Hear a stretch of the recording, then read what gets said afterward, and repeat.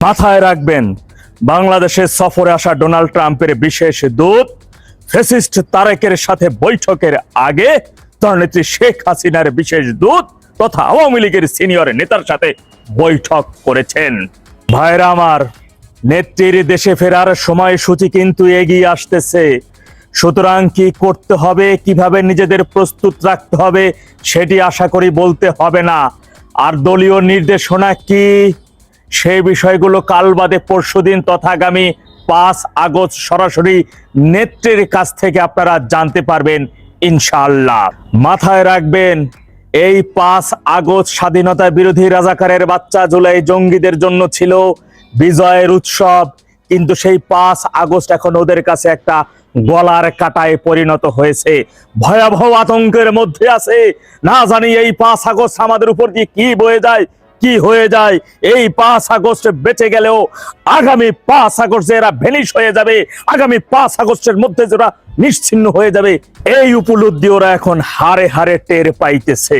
যে আগস্ট বাঙালি জাতির শোকের মাস, যে আগস্টে বাঙালি জাতি হারিয়েছে তাদের জাতির পিতাকে, তাদের রাষ্ট্রের মহান স্থপতিকে, যে আগস্টে বাঙালি জাতির সর্বশেষ এক মুঠো ডাল ভাত খেয়ে বেঁচে থাকার ওসিলা সেই বঙ্গবন্ধু কন্যা জননেত্রী শেখ হাসিনাকে হত্যার নীল নকশা ছিল বর্তমান কথিত প্রধানমন্ত্রী এই খুনি ফ্যাসিস্ট তারেক। সেই আগস্টকেই ওরা বেছে নিয়েছিল ওদের বিজয় মাস হিসেবে। সেই আগস্টই হবে ওদের নিশ্চিহ্নর মাস, সেই আগস্টই হবে ওদের জন্য ভয়াবহ প্রলয়ের মাস ইনশাআল্লাহ। এই সন্ত্রাসী জঙ্গিরা বলে জনগণ গত 5 আগস্ট আওয়ামী লীগকে ছুঁড়ে ফেলে দিয়েছে। সেই আওয়ামী লীগ যখন এখন জনগণের কাছে মিশতে চায়, জনগণের কাছে যেতে চায়, জনগণ যদি মনে করে তোমাদেরকে আমরা ছুঁড়ে ফেলে দিয়েছি, তোমরা আমাদের কাছে আসছো কেন, তোমাদের ভ্যানিশ করে দেব, সেটা জনগণ করবে। কিন্তু ওরা আওয়ামী লীগকে জনগণের কাছে যেতে দিচ্ছে না। যেতে দেওয়ার জন্য সকল প্রকার প্রতিবন্ধকতা ওরা সৃষ্টি করে যাচ্ছে। কিন্তু কতদিন? মাথায় রাখবেন, বাংলাদেশের সফরে আসা ডোনাল্ড ট্রাম্পের বিশেষ দূত ফ্যাসিস্ট তারেকের সাথে বৈঠকের আগে দলনেত্রী শেখ হাসিনার বিশেষ দূত তথা আওয়ামী লীগের সিনিয়র নেতার সাথে বৈঠক করেছেন। তারেকের সাথে বৈঠকে 45 মিনিট তিনি সময় দিয়েছেন। এই 45 মিনিটের মধ্যে তারেক মাত্র 5 মিনিট কথা বলতে পেরেছেন। বাকি প্রায় 40 মিনিট কথা বলেছেন মিস্টার সার্জিও গোর। তাকে স্পষ্ট ভাষায় বলে দিয়েছেন কি কি করতে হবে। আওয়ামী লীগের উপর থেকে নিষিদ্ধ বিষয় এবং কারাগারে বন্দী থাকা রাজবন্দীদের বিষয়, গণতন্ত্র ধারাবাহিকতার বিষয়, যে পুস্তক ওই মূর্খ তারেকের নতুন করে তিনি বলে দিয়েছেন। যদি সেটি তিনি না করেন পরিস্থিতি ভালো হবে না, সেই ইঙ্গিতও তাকে দিয়েছেন। আপনারা যাকে জানেন সার্জিও গোর, মিস্টার সার্জিও গোরের সম্মানে তারা একটা নৈশভোজ সাংস্কৃতিক অনুষ্ঠানের আয়োজন করেছিল। যে নৈশভোজের আড়ালে ছিল ডেভিল ইনুসের ক্যাবিনেটে যারা যুক্ত ছিল, যতগুলো উপদেষ্টা তারা সেখানে আমন্ত্রণে ছিল, জামাতে সাদা শকুন আমন্ত্রণে ছিল, বিএনপি গুলোর আমন্ত্রণে ছিল। তিনি যখন সেই তালিকা দেখেছেন সাথে সাথে সেই অনুষ্ঠান নাকচ করে দিয়েছেন। ডেভিল ইনুস চিন্তা করেছিল কোনোভাবে যদি সার্জিও গোরের সাথে অন্তত পক্ষে সেই ডিনারের আয়োজনকে কেন্দ্র করে 2 মিনিট হলো তার সাথে কথা বলার সুযোগ পাবো, আর কথা বলার সুযোগ না হলেও একটা ছবি তো তুলতে পারবো, যে ছবিটাকে কাজে লাগাইয়া রাজাকারের বাচ্চারা এই জামাতির ওই ছবিটাকে ব্যবহার করে বলবে যে সার্জিও গোর ডেভিল ইনুসকে রাষ্ট্রপতি করার জন্য বা হওয়ার জন্য তাকে রাজি করার জন্য অনুরোধ করেছেন। এবং এই কারণে মূলত এই ডিনারের আয়োজন, যে সুযোগ কেন্দ্র মিস্টার সার্জিও গোর ওদেরকে দেয় নাই। ফ্যাসিস্ট তারেকের সাথে বৈঠকের পরে মিস্টার সার্জিও গোর বাংলাদেশে নিযুক্ত ভারতের হাই কমিশনার মিস্টার ত্রিবেদীর সাথে তিনি 1 ঘন্টা 45 মিনিট বৈঠক করেছেন। সেই বৈঠকের পরবর্তী সময় কিন্তু মিস্টার ত্রিবেদীর বাংলাদেশে পূর্বের নির্ধারিত শিডিউল অনুযায়ী গোলফ ক্লাবে একটা প্রোগ্রাম ছিল, যেটি ক্যান্সেল করে তিনি তৎক্ষণাৎ দিল্লিতে চলে গেছেন। দিল্লিতে গিয়ে যে আওয়ামী লীগ সভানেত্রী জননেত্রী শেখ হাসিনার সাথে বৈঠক করে নাই বা দেখা করেন নাই, এর কোনো নিশ্চয়তা কি আছে? কেন সেখানে ডিনারের আয়োজন ক্যান্সেল হয়ে গেল, কি কি আলোচনা হলো, এই বিষয়গুলো যে তিনি সরাসরি তাদের কাছ থেকে অবগত হন নাই বা জানেন নাই, তার কোনো নিশ্চয়তা কি আছে? এই নিশ্চয়তা নাই। এইটাকে কেন্দ্র করে আরো বেশি হাসপাস অবস্থা স্বাধীনতা বিরোধী রাজাকারের এই সকল বাচ্চাদের। মাথায় রাখবেন, রাজাকারের বাচ্চারা কিন্তু মাথায় পা তুলে নাচতেছিল যে দিল্লিতে শেখ হাসিনা রাজনৈতিক কোনো কার্যকলাপ করতে পারবেন না। এই যে দেখো নিউজ ফলাও করে নিউজ প্রচার করেছিল। এখন কিন্তু সব চুপসে গেছে, ধীরে ধীরে চুপসে যাবে, নিঃশ্বাস বন্ধ হবে, অক্সিজেন বন্ধ হয়ে যাবে। ওরা ভয়াবহ আতঙ্কের মধ্যে কিন্তু দিন এবং রাত পার করতেছে, ঘুমের মেডিসিন ছাড়া ওদের ঘুম আসতেছে না। সুতরাং সারা জীবনের জন্য ওদের ঘুম পাড়াইয়া দেওয়ার ব্যবস্থা করবে দেশের জনগণ। আওয়ামী লীগ কখনো দেশকে ধ্বংসের জন্য রাজনীতি করে নাই, দেশের জনগণকে বিপদের মধ্যে ফেলে কখনো রাজনীতি করে নাই। মাতা কখনো তার সন্তানকে মেরে ফেলতে পারে না। আওয়ামী লীগ এই বাংলাদেশটাকে জন্ম দিয়েছে। আওয়ামী লীগ মাতা বলেন পিতা বলেন, এই বাংলাদেশের তারা মাতা পিতা। সুতরাং তারা বাংলাদেশকে কখনো ধ্বংস করে দিয়ে বাংলাদেশের স্বার্থ বিদেশিদের কাছে বিকিয়ে দিয়ে রাজনীতি করবে, ক্ষমতার মসনদে বসবে, এটা কখনো বিশ্বাসযোগ্য না, এটা কখনো হইতে পারে না। যেটা বরাবরের মতো ফ্যাসিস্ট এবং স্বৈরশাসক, বাংলাদেশের প্রথম মহিলা স্বৈরশাসক খালেদা করেছিল, মূর্খ খালেদা করেছিল, খালেদার জামাই করেছিল, খুনি যে করেছিল, খালেদার পুত্র খুনি তারেকও সেটি করে দেখিয়েছে যে কিভাবে বিদেশিদের কাছে বাংলাদেশের স্বার্থ বিকিয়ে দিয়ে ক্ষমতায় আসতে হয়। কিন্তু মাথায় রাখবেন, জনগণের ম্যান্ডেট বিহীন ষড়যন্ত্র করে বিদেশিদের কাছে বাংলাদেশের জনগণের স্বার্থ কলুষিত করে দিয়ে ক্ষমতায় আসা যায়, কিন্তু বেশি দিন টিকে থাকা যায় না। যার উদাহরণ, যার এমন এক ঐতিহাসিক ইতিহাস আগামীতে সৃষ্টি হবে, ইনশাল্লাহ আওয়ামী লীগ সৃষ্টি করবে। আর তার জন্য প্রত্যেকটা গ্রাম, প্রত্যেক পাড়া মহল্লায় আপনাদের দুর্গ গড়ে তুলতে হবে, এমন পরিস্থিতি সৃষ্টি করতে হবে জনগণকে সাথে নিয়ে, যেন এই সকল স্বাধীনতা বিরোধী রাজাকারের বাচ্চা নরপিচাসগুলো ছুটতে এমন ভাবে ছোটা শুরু করবে যে একে অপরে বাড়ি খেয়া ওর মধ্যে 20% ভ্যানিশ হয়ে যাবে, বাকি 20% দেশের জনগণ ওদেরকে ভ্যানিশ করে দেবে। মনে রাখবেন, শেখের বেটি কিন্তু দারাজ কণ্ঠে বলেছেন, জনগণকে সাথে নিয়ে 41 সালের মধ্যে বাংলাদেশ রোল মডেল হবে, বিশ্বের উন্নত দেশের স্থান পাবে। এখনো কিন্তু তিনি সেই কথাটা বলতেছেন, সেই সাহসিকতার সাথে সেভাবে বলতেছেন। যেখানে বাংলাদেশটাকে ধ্বংস করে দেওয়া হয়েছে, তার রেখে দেওয়া উন্নয়নকে আজকে কলুষিত করে দেওয়া হয়েছে, আজকে বাংলাদেশের অর্থনীতিকে একেবারে ভঙ্গুর করে দেওয়া হয়েছে। যখন মহামারী করোনার মধ্যেও বাংলাদেশের গড় ইকোনমি ছিল 6.6, করোনা পরবর্তী সময় 7.2, আর সেইখানে এখন 2.2-তে এসে পরিণত হয়েছে। কোথায় নিয়ে গেছে বাংলাদেশের অর্থনীতি, কোথায় নিয়ে গেছে বাংলাদেশের সেই তার রেখে আসা সেই সকল টাকাগুলো কোথায় চলে গেছে, কোথায় ভ্যানিশ করে ফেলা হয়েছে, সেটা আপনাদেরকে অবগত আছেন আপনারা। সুতরাং এই অর্থ ফিরিয়ে আনা হবে। যারা দেশটাকে ধ্বংস করে দিয়েছে তাদের শাস্তির মুখে পড়তে হবে। জনগণকে সাথে নিয়ে আপনাদের কাছে একটা অনুরোধ, এমন কিছু করা যাবে না যে জনগণের কাছে আওয়ামী লীগের বিষয়, আওয়ামী লীগের কোনো নেতা কর্মীর বিষয় কোনো নেগেটিভ মেসেজ যায়। যা কিছু করবেন জনগণকে সাথে নিয়ে করবেন। চাঁদাবাজ, সন্ত্রাসী, মব সন্ত্রাসী, জুলাই জঙ্গি, স্বাধীনতা বিরোধী রাজাকারের বাচ্চা, এদের বিষয়ে আমাদের জিরো টলারেন্স নীতি। দেশের জনগণকে আমরা আজকে থেকে না, গত 2টা বছর ধরে কিন্তু বলে আসতেছি যে রাজাকে এইবার হোক। এইবার কিন্তু দেশের রাজাকারের শুধু বাচ্চা না, রাজাকারের সর্বশেষ শাবক, নাতির ঘরের পুতির ঘরের ছাত্রীও যদি হয়, তাকে আমরা নিশ্চিহ্ন করে দেব আগামীর বাংলাদেশের জন্য, আগামীর সুন্দর দেশের জন্য। আমাদের সেটা করতেই হবে। সুতরাং প্রত্যেকটা কাজই জনগণকে সাথে নিয়ে করবেন, সর্বাত্মক প্রস্তুতি কিন্তু গ্রহণ করতেই হবে। মহাপ্রলয় আসছে, স্বাধীনতা, সার্বভৌমত্ব পুনরুদ্ধারের ঐতিহাসিক ঘোষণা। খুব শীঘ্রই কিন্তু সেই ঘোষণা নেত্রী দিবেন, কেউ আমাদের দাবায় রাখতে পারবে না, ইনশাআল্লাহ। জয় বাংলা, জয় বঙ্গবন্ধু, বাংলাদেশ চিরজীবী হোক। সম্প্রতি ভারতীয় একজন প্রাক্তন কূটনীতিকের সাথে সার্জিও গোরের বাংলাদেশ আওয়ামী লীগ এবং শেখ হাসিনার প্রত্যাবর্তন সংক্রান্ত কিছু গুরুত্বপূর্ণ আলোচনা হয়েছে। আজকে প্রধানত সেই বিষয়টি নিয়ে আলোচনা করব। পাশাপাশি শেখ হাসিনা যে ফিরছেন, কিসের উপর ভিত্তি করে তিনি ফিরবেন, কবে ফিরবেন, এই বিষয়ে কিছু প্রাসঙ্গিক আলোচনা থাকবে। সেই সার্জিও গোরের একটা এক্স হ্যান্ডেলের টুইটের ব্যাপারে বলি। গত 2 দিন ধরে সার্জিও গোরকে নিয়ে কথা বলছি। আসলে এই মুহূর্তে খুবই প্রাসঙ্গিক ভাবেই এই নামটি বারবার আসছে। সার্জিও গোর চলে যাবার সময় তিনি তার এক্স হ্যান্ডেলে একটি টুইট করেছেন এবং সেই টুইটে তিনি বলেছেন যে বর্তমান সরকারের সাথে তাদের যে পারস্পরিক পার্টনারশিপ এবং অর্থনৈতিক যে সম্পর্ক সেটা আরো জোরদার করার কথা বলেছেন এবং তিনি এই দুই দেশের সম্পর্ক এই যে গতানুগতিক একটা টুইট করেছেন।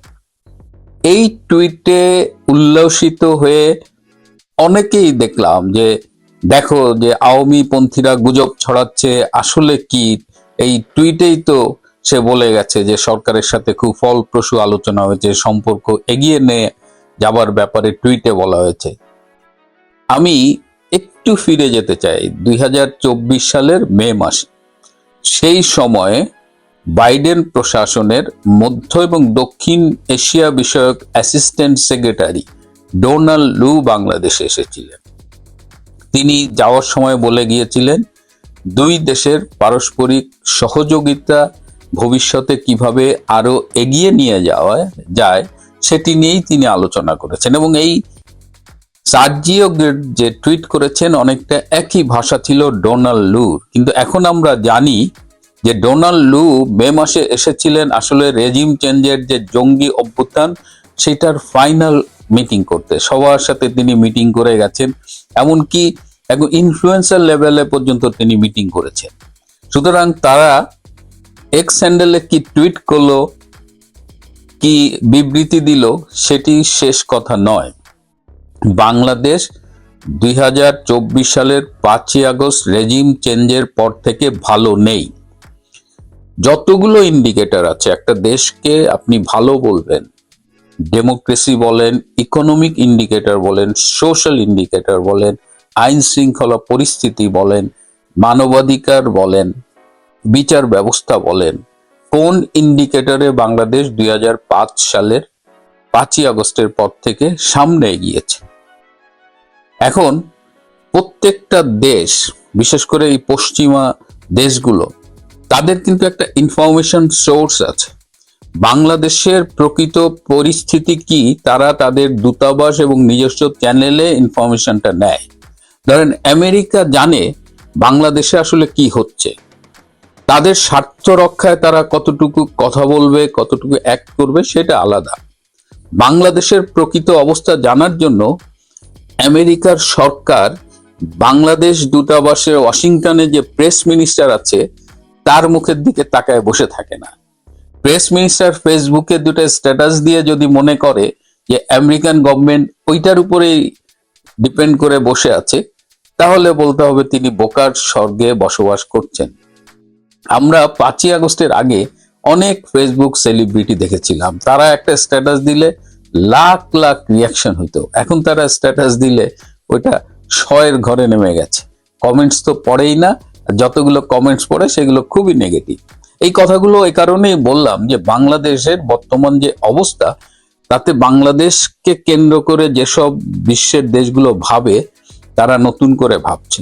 যে ইউরোপিয়ান ইউনিয়ন ডক্টর ইউনূসের কোনো অন্যায় চোখে দেখতো না, তারাও কিন্তু এখন নড়ে চড়ে বসেছে এবং তারা আর আগের মতো ব্ল্যাঙ্ক চেক দিচ্ছে না। তো এই কথা এই কারণেই বলছি যে সম্প্রতি সার্জিও গোর একজন ভারতের এক্স ডিপ্লোম্যাটের সাথে কথা বলেছেন এবং তিনি সেখানে বলেছেন যে আওয়ামী লীগের ব্যাপারে আমাদের মূল্যায়ন সঠিক ছিল না, আওয়ামী লীগের ব্যাপারে আমাদের কাছে পর্যাপ্ত তথ্য ছিল না, আওয়ামী লীগের জনপ্রিয়তা এবং সাংগঠনিক শক্তিটার ব্যাপারেও আমাদের মিসলিড করা হয়েছিল। এখানে আরেকটু প্রাসঙ্গিকভাবে বলি যে 2024 সালে যখন এই রেজিম চেঞ্জের জঙ্গি অভ্যুত্থানটা হয় তখন আমেরিকার ক্ষমতায় ছিল বাইডেন প্রশাসন, মানে ডেমোক্র্যাটরা। এই ডেমোক্র্যাটের বিল ক্লিন্টন ফ্যামিলির সাথে ডক্টর ইউনূসের পার্সোনাল রিলেশন ছিল এবং ডক্টর ইউনূস তখন সরাসরি লবিস্ট ফার্মের মাধ্যমে এবং বিভিন্ন মেশিনারিজ কাজে লাগিয়ে বাংলাদেশ আওয়ামী লীগ, শেখ হাসিনার সরকার এগুলো সম্পর্কে ব্যাপক অপপ্রচার করেছে, ব্যাপক ভুল তথ্য দিয়েছে এবং যার ফলে এই রেজিম চেঞ্জ এবং রেজিম চেঞ্জের পরে আজকে বিশ্ব দেখতেছে যে এখানে তো জঙ্গিবাদের উত্থান হচ্ছে। শুধুমাত্র বাংলাদেশ ইজ গোয়িং ডাউন সেটা না, এই জঙ্গিবাদের উত্থানের সাথে সারা বিশ্বের শান্তি, নিরাপত্তা, সাউথ এশিয়ার স্থিতিশীলতা জড়িত। এবং এই জায়গাটায় নড়ে চড়ে বসেছে বিশ্ব যে বাংলাদেশ কি আরেকটা আফগানিস্তান হবে, বাংলাদেশ কি আরেকটা সিরিয়া হবে। এই যে ভারতের এক্স ডিপ্লোম্যাটের কথা বললাম, উনি একটা প্রোগ্রামে আসবে বলে আমরা তার সাথে যোগাযোগ করছি। আপনারা জানেন যে আগামী 5ই আগস্ট দিল্লিতে foreign correspondents club of south এশিয়ায় একটা সেমিনার হবে, আলোচনা সভা বলেন যাই বলেন, শেখ হাসিনার স্বদেশ প্রত্যাবর্তন উপলক্ষে একটা আলোচনা হবে। সেই আলোচনায় প্রধানমন্ত্রীর পুত্র সজীব ওয়াজেদ জয় থাকবেন, আমাদের সাবেক শিক্ষামন্ত্রী নওফেল থাকবেন, ক্রিকেটার সাকিব থাকবেন, আরো অনেকেই থাকবেন। এবং ধারণা করা হচ্ছে যে ওই মিটিং এ শেখ হাসিনা ভার্চুয়ালি যোগ দেবেন এবং সেখানে তিনি বক্তব্য রাখবেন, তার দেশে ফেরার ব্যাপারে কথা বলবেন। এটা এখন পর্যন্ত ধারণা করা হচ্ছে। আগস্ট মাসেই আবার দিল্লিতে আরো 3টা প্রোগ্রাম হবে। ইউরোপের হ্যান্ড ইন হ্যান্ড একটি মানবাধিকার সংস্থা আছে, তারাও এই ফরেন করেসপন্ডেন্স ক্লাবে একটা মিটিং করবে এবং আরো 2টো প্রোগ্রাম করবে একটা ইউনিভার্সিটিতে, এবং সেখানে ইউরোপের অনেক ডিপ্লোম্যাটরা আসবে। সো পুরো অগাস্ট মাস জুড়ে আমরা কিন্তু এই আলোচনাগুলো শুনবো, বাংলাদেশ বিষয়ক আলোচনা, এবং আরো তথ্য পাবো। তো ওই আগস্টের প্রোগ্রামেই ওই এক্স ডিপ্লোম্যাটকে স্পিকার হিসেবে ইনভাইট করার জন্যই মূলত আমরা যোগাযোগ করেছিলাম। তো তখন এই ইনফরমেশনটা পেলাম এবং এক্স ডিপ্লোম্যাট এটা নিয়ে পত্রিকায় একটা আর্টিকেল লিখেছেন। এটা একটি ব্রিটিশ দৈনিক পত্রিকায়। আমরা ধারণা করছি যে আগামী 1 সপ্তাহের মধ্যেই প্রকাশিত হবে। সেইখানে এই সার্জিও গোরের সাথে তার যে কথোপকথন, এবং সার্জিও গোর মনে করেন যে শেখ হাসিনার এখন আসলে বাংলাদেশে ফেরার মতো পরিস্থিতি সৃষ্টি হয়েছে এবং শেখ হাসিনার এই প্রত্যাবর্তনকে কেন্দ্র করে দেশ জুড়ে আওয়ামী পরিবার বা আওয়ামী পক্ষে যেমন, আওয়ামী বিপক্ষে বা প্রতিপক্ষেও কিন্তু একটা প্রতিক্রিয়া দেখা গেছে। হ্যাঁ, কেউ আনন্দে উদ্ভাসিত, উদ্বেলিত, কেউ প্রতীক্ষা করছে, কেউ ভয় কাঁপছে। এবং প্রতিপক্ষ, বিশেষ করে জামাত তো এখন মোটামুটি রাজনীতিতে ডাউন। এই যে খাদে পড়ছে, যে কাম, লালসা, যৌনতা, পর্ণ, ছবি, এসবের যে খাদে পড়ছে, সেখান থেকে জামাত কিভাবে উঠবে সেটা ভিন্ন বিষয়। কিন্তু বিএনপির ভেতরেও কিন্তু একটা ভয় ঢুকে গেছে। এই যে শনিবার দিন স্থায়ী কমিটির মিটিং হলো, এ সম্পর্কে সামান্য হিন্টস দিয়েছিলাম গতকাল। সেখানে মন্ত্রীদের সমালোচনা হয়েছে, কিছু মন্ত্রীকে বাদ দেওয়ার কথা বলা হয়েছে, অনেককে নতুন করে মন্ত্রী পরিষদে নেওয়ার ব্যাপারে আলোচনা হয়েছে। সেখানে রিজভী ভাইকেও একটা বলা হয়েছিল যে আপনিও একটা মন্ত্রণালয়ের দায়িত্ব নেন। তখন রিজভী ভাই বলেছে মন্ত্রিত্ব দিয়ে কি হবে, সরকারি তো যেখানে থাকবে না। তার মানে একটা ভয়, একটা আলোচনা তাদের ভেতরে শুরু হচ্ছে। এবং শেখ হাসিনা যদি ফেরে, শেখ হাসিনা কি শুধুমাত্র এই সার্জিও গোরের উপরে নির্ভর করে ফিরবেন, পশ্চিমা রাষ্ট্রসমূহের উপরে নির্ভর করে ফিরবেন? আজকের রাজনৈতিক বাস্তবতায় আমাদের আন্তর্জাতিক সমর্থন দরকার, এটা নিয়ে কোনো সন্দেহ নেই। কিন্তু দিল্লিতেও যখন কথা বলেছি, শেখ হাসিনার কিন্তু প্রধান ভরসার জায়গা বাংলাদেশের মানুষ। তিনি বলেছেন যে আমি বাংলাদেশের মানুষের উপরে আস্থা রেখে দেশে ফিরবো এবং বাংলাদেশের মানুষের কাছেই ফিরবো এবং বাংলাদেশের মানুষ আমার ব্যাপারে সিদ্ধান্ত নেবে। মানে একজন জনদরদি, গণবান্ধব নেতার মতোই কথা বলেছেন তিনি। এবং এখন অলরেডি আলোচনা শুরু হয়ে গেছে যে শেখ হাসিনা যেদিন দেশে ফিরবেন সেদিন তাকে রিসিভ করতে কত লোক যাবে। কেউ বলেন 1 কোটি, কেউ বলেন 2 কোটি, অথচ 5 লাখ লোকও যদি যায় তাহলে কিন্তু ওই শহরটা যেখান থেকে তিনি ঢুকবেন বাংলাদেশে, সেই জায়গাটা কিন্তু একটা মানে অচল অবস্থা তৈরি হয়ে যাবে। তার মানে জনগণের উপরে আস্থা রেখে শেখ হাসিনা ফিরছেন। সহযোগী শক্তি হিসেবে বিদেশি সমর্থন, প্রতিবেশী রাষ্ট্রের সমর্থন, এগুলো it's all fine, but Sheikh হাসিনার আস্থার মূল জায়গাটা হলো বাংলাদেশের মানুষ। এবং গত 2 বছরে এত অত্যাচার নির্যাতনেও কিন্তু আওয়ামী লীগ ভেঙে পড়েনি, বরং আওয়ামী লীগ আরো শক্তিশালী হয়েছে, তৃণমূল আওয়ামী লীগ অনেক শক্তিশালী হয়েছে। এবং আমার ধারণা 1981 সালের 17ই মে দেশে আসার পর থেকে আজ পর্যন্ত শেখ হাসিনার যে জনপ্রিয়তার গ্রাফ যদি করি, তাহলে এখন নিঃসন্দেহে তিনি মানুষের কাছে ভীষণ জনপ্রিয়। তার জনপ্রিয়তার গ্রাফ এখন অনেক উঁচুতে। সো শেখ হাসিনা ফিরবেন, এটা মোটামুটি নিশ্চিত হয়ে গেছে। ডিসেম্বরের মধ্যে ফিরবেন, কিন্তু এখন ডিসেম্বর পর্যন্ত অপেক্ষা করবেন কিংবা তার আগে ফিরবেন সেটা নিয়ে আলোচনা হচ্ছে। এবং দেশে ফেরার আগে তিনি একটু আজমির শরীফে যেতে চান। আজমির শরীফে বঙ্গবন্ধুও গিয়েছিলেন, নেত্রী অনেকবার গিয়েছেন। তো এবার যদি তিনি যান আজমির শরীফে, তো বঙ্গবন্ধু যে আজমির শরীফে গিয়েছিলেন তার একটা ছবি কিন্তু আছে, এবং ছবিটা আমাদের কাছে আছে। আমরা সেই ছবিটা প্রিন্ট করে বাধাই করে আমি বাংলাদেশ থেকে সেটা নেত্রীর কাছে অলরেডি আমরা পাঠিয়ে দিয়েছি। সুতরাং সবকিছু ঠিকঠাক মতোই চলছে এবং ইনশাআল্লাহ বাংলাদেশের মানুষের কাছে তাদের নেত্রী শেখ হাসিনা ফিরে আসবেন। প্রিয় বন্ধুরা, আজ এ পর্যন্তই। ভালো